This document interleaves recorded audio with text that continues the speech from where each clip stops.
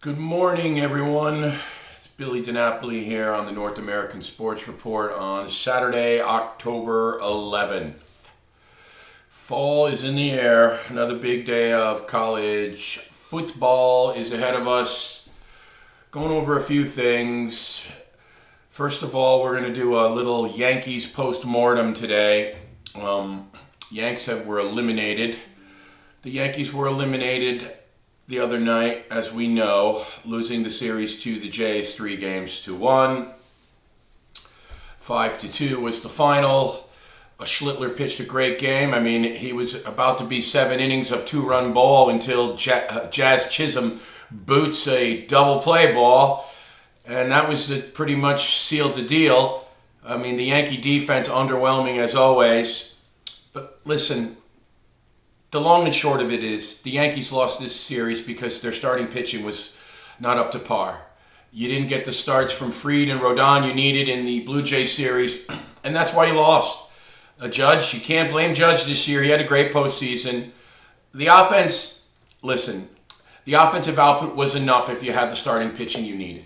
Excuse me. So next year you're going to get Cole back to go with Fried, and now you have this young stud in Schlittler. The Yankees just need to go out and get some bullpen arms. They need a couple of good relievers. They made moves this year. They weren't any good.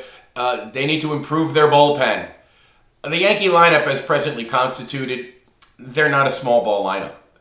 But this year, the offensive output was not the problem. It ended up being your starting pitching and a weak bullpen at the end of the day. Defensively, they weren't good either. I don't know how much you can improve on that without roster reconstruction, but I still think if the Yankees had Cole, it would have been a different... Cole in a better bullpen could take you a lot farther. That's what I would focus on if I'm the Yankees in the offseason. And honestly, Brian Cashman, boy, he continues to get the nod. I mean, I guess he could do no wrong. How many years is it going to be till the Yankees win a World Series? Going on 17 now, and he just gets to keep coming back. I don't know. I know in other programs, if you go to the World Series once every 15 years, you're happy, but that's not the Yankees. Anyway, that wraps up the Yankees season. See you next year. I don't know how many changes they're going to make, but I would definitely look to upgrade that bullpen, and I would look to upgrade the bullpen, and then you get Garrett Cole back. That alone should make you a lot better. Anyway, that wraps up our Yankee season.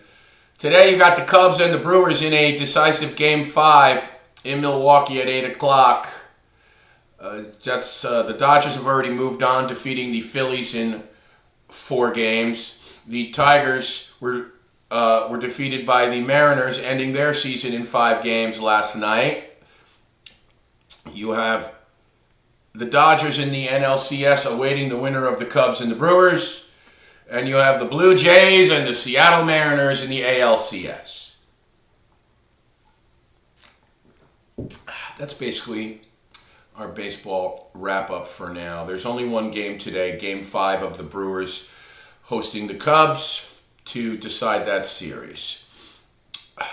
Want to go over what we saw from the New York Giants. Obviously, another pick I got wrong as I had Philadelphia. My NFL slide continues, now under 500 for the season at 19 up and 20 down. I mean, if you're a New York football fan, finally, there's some hope. There's some hope. Jackson Dart came scatterboo, but Dart changes the whole dynamic. I mean, you didn't even miss Malik Neighbors at wide receiver, your outstanding wide receiver who's out for the year with the ACL injury. I mean, Dart makes everybody better around him. He injects the juice into that team. He could run it. He could throw it. That's what great quarterbacks have always done. They put average receivers and tight ends on the map. They make everybody better around them. And this guy has breathed life into the Giant franchise, finally. Something, because there's nothing going on in Jet World right now, and there's not going to be anything good going on for quite some time. They just can't get it right. They have no quarterback, no hope. They're not playing good in any facet of the game, offense, defense, or special teams. But the Giants, on the other hand, are giving you something to get excited about. The Chargers and the Eagles are good teams. Those are good wins. Dart threw for nearly 200, ran for 58, rushing touchdown, passing touchdown. Scatterboo has 3 touchdowns. And, it's a different team with him at the helm. So for Giant fans, your 34-17 trouncing of the Eagles has got to have you feeling good. Could just chill the rest of the weekend, watch the games, and not have to worry for another week. What is the Giants' next football game? The Giants' next football game. Should we look ahead? Let's look ahead. Let's look at the Giants' schedule. You know what? We're going to punch that up. I know we've got to go over the college football and we're going to go over a few other things. I got a couple of messages from you folks about the NFL halftime show.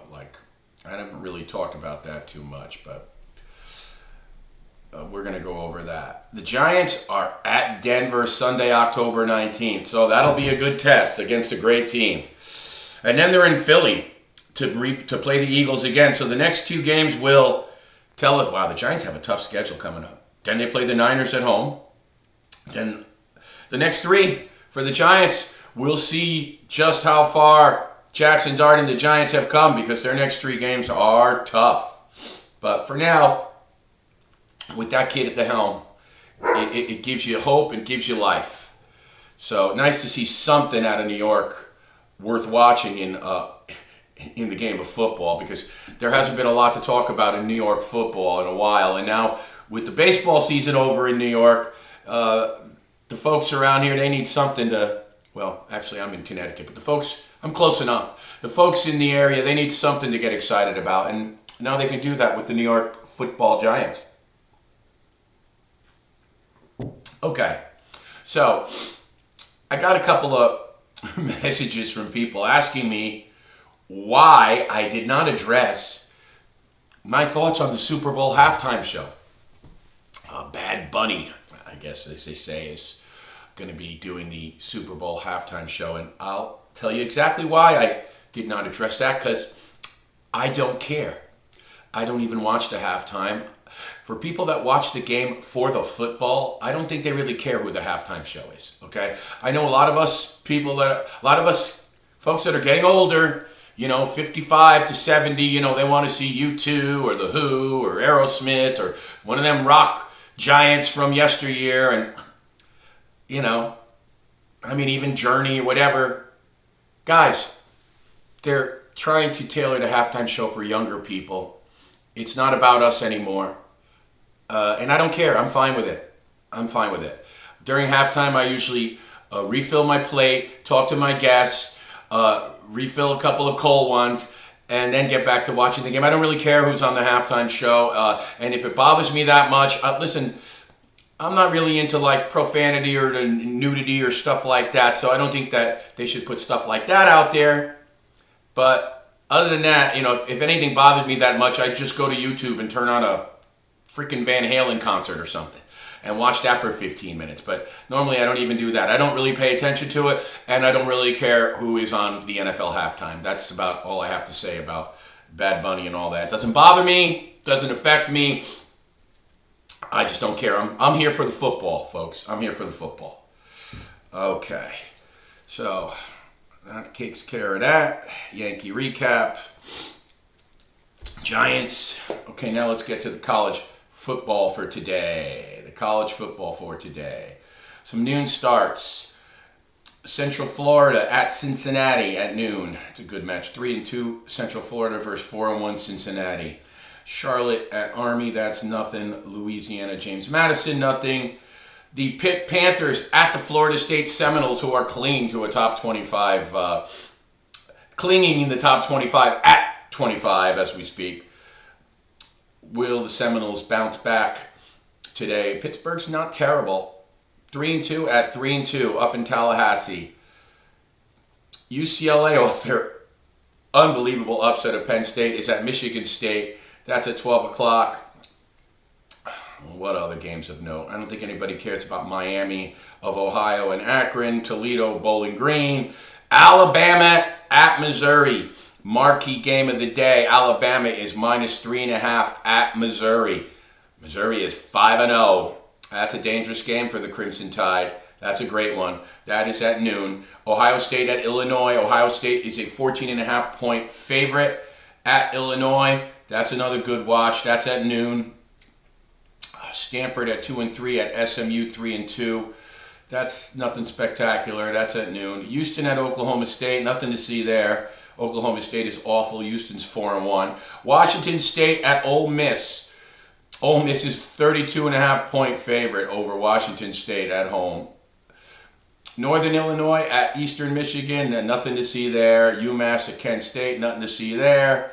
Old Dominion at Marshall. Nothing to see there. App State, Georgia State, nothing to see there. Northwestern at Penn State. Penn State favored by 21.5. I mean, they can't blow this game, can they? I mean, James Franklin, if he survives to next year, well, obviously they're not going to fire him in season, but his time is up. His time is up. Doesn't win big games. They're out of the playoff mix. Virginia Tech at Georgia Tech. Georgia Tech, one of the stories of the season at 5-0. They're home hosting the Hokies of Virginia Tech. Georgia Tech is -14 in that game. Okay, what else do we got? Iowa State, 22nd ranked in the country, at Coach Prime in the Colorado Buffaloes. Iowa State, 5-1. They are -3-point favorite at Colorado, who is 2-4. There's a good game right here at 3. That's also at the 3:30 hour, by the way, the Iowa State game. Another 3:30 start. Nebraska, 4-1 at Maryland. Nebraska is a 6.5-point choice. Both these teams are 4-1. That's a good game right there. TCU at Kansas State. TCU -2.5 at a struggling Kansas State team who is 2-4.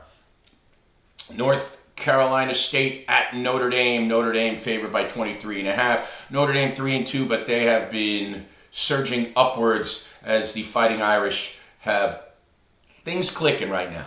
They've had a couple of tough losses against very tough opponents, but I like what I'm seeing from Notre Dame. CJ Carr's lighting it up. They got a great running game. The Fighting Irish are a quality team, and they're still not out of the playoff mix. Indiana at Oregon. Another great game. Battle of 5-0s. This is another marquee matchup of the day. Indiana, Oregon. Oregon is -7, hosting Indiana. Wake Forest at Oregon State. Oregon State 0-6. Nothing to see there. Here's another marquee game. The Red River Rivalry. The Oklahoma Sooners at the Texas Longhorns. Texas is favored -1.5. This game, I believe, is... Well, listen. This is one of the biggest rivalries going. And Texas has not looked good against oppositions that put up any... Listen, Texas has not played good against ranked teams. They've beaten up on the Patsies. They're 3-2. Arch has got great numbers when he's playing mediocre teams, but when he plays a tough defense like Florida, he looks lost. When he played Ohio State, he looked lost. So, I don't know.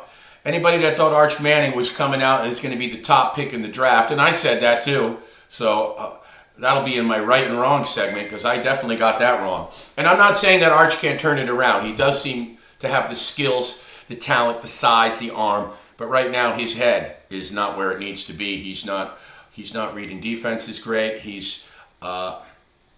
just looks confused at times out there. So Arch would do himself a solid by staying in school for that, for his junior year next year for sure. There's no way he should be coming out. Arch has been there 2 years.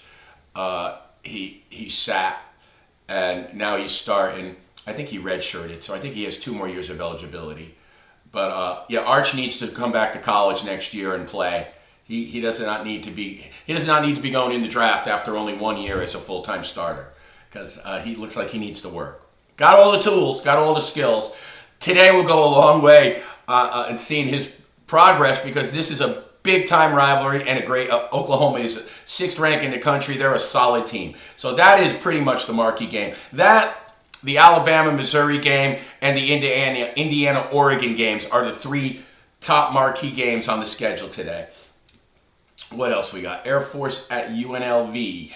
That's nothing. UNLV's 5-0. Air Force is 1-4. That's also 3:30. Navy at Temple. Navy is 5-0 quietly. I don't know if everybody realized that. Navy at Temple, 5-0 versus 3-2. Navy is a 10-point favorite at Temple. Arkansas, 2-3 at number 12 ranked Tennessee. Tennessee is 4-1. They're a 10-point choice there. UAB at Florida Atlantic. Florida Atlantic is a 4.5-point choice there. Iowa -3 at Wisconsin. Here's a good game. Florida, who is better than their 2-3 record because they have a top 10 defense. Believe me, they have a top 10 defense, and they've shown it all year. Their offense gets it together. They're a better team than their 2-3 record shows, and they're at 5th ranked Texas A&M, who's 5-0. Texas A&M is a 7.5-point choice. That's another really good game. San Jose State at Wyoming, nothing to see here. -1.5 for San Jose State. Clemson at Boston College. Boston College has struggled all year, 1-4, as has Clemson. Clemson's -14 at BC. Kansas 4-2 at Texas Tech, the 9th-ranked Red Raiders. Texas Tech is -14 in this game, and they're having a stellar year. Michigan, here's another great game today, marquee matchup. This is 7:30 tonight. Michigan at USC. USC is -2.5. What other good games do we have here? Georgia at 7:30 travels to Auburn. The 10th-ranked Bulldogs, 4-1 at Auburn. Auburn Tigers are +4. Purdue at Minnesota, also at 7:30. Minnesota is -7.5. South Carolina at 3-2 travels to 11th-ranked LSU, who is 4-1. LSU is -8.5. We have BYU at Arizona. BYU -2.5. What else do we have here that's any good? Arizona State at 4-1 travels to 4-1 Utah. Utah is a 9.5-point choice. That's 10:15 start, late start. 9:45 p.m. New Mexico at Boise State. Boise's 15.5. Troy at Texas State. Texas State is -7.5. That's an 8 o'clock start. Nothing too riveting there. I don't know if San Diego State at 4-1 gets you excited. At Nevada, San Diego State is -7. That's a 10:30 start. We have Utah at Hawaii. I don't think Hawaii's actually 4-2. Utah is a 1.5-point choice. That's 11 o'clock tonight. And that is it for the college football slate. Obviously, the must-see TV is Oregon, Indiana, 5-0. Obviously, Alabama, Missouri, and the Michigan USC game is great. And the Red River rivalry between Texas and Oklahoma is great. I'm going to give you some picks. I'm going to tell you one thing right now. I'm doing a teaser today. I am taking Alabama and Oregon. I'm teasing Oregon down to -1, and I'm teasing Alabama from -3.5 to +2.5. So I like an Alabama-Oregon teaser. I like Clemson to pound Boston College outright. I think Boston College is awful, but I am actually going to take Clemson over Boston College, and I'm going to lay the 14. Clemson -14 at BC. I am also going to tease that game. I'm going to take Clemson -8 and Michigan. Tease that game +8.5.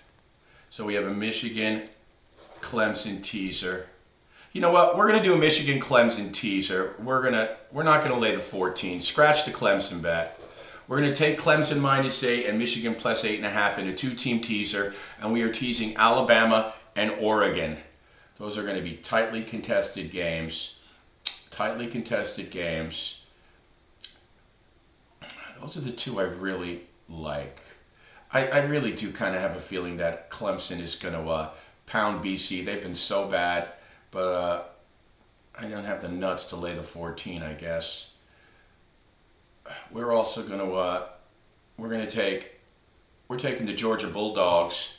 We're taking Georgia -4 straight at Auburn.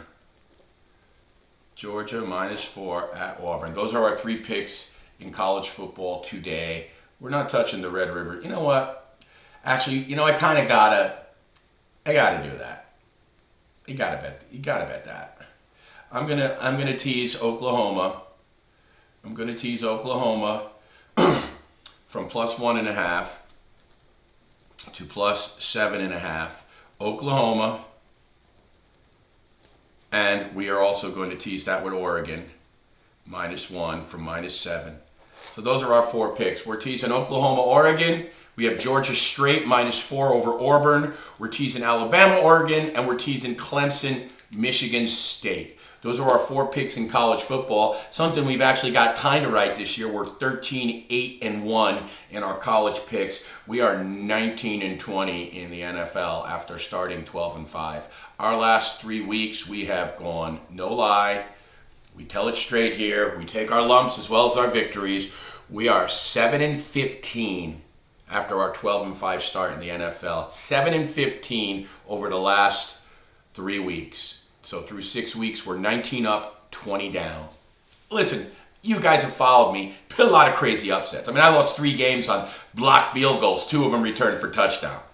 My problem is I'm looking at these injury reports, and I'm betting against teams that are completely depleted.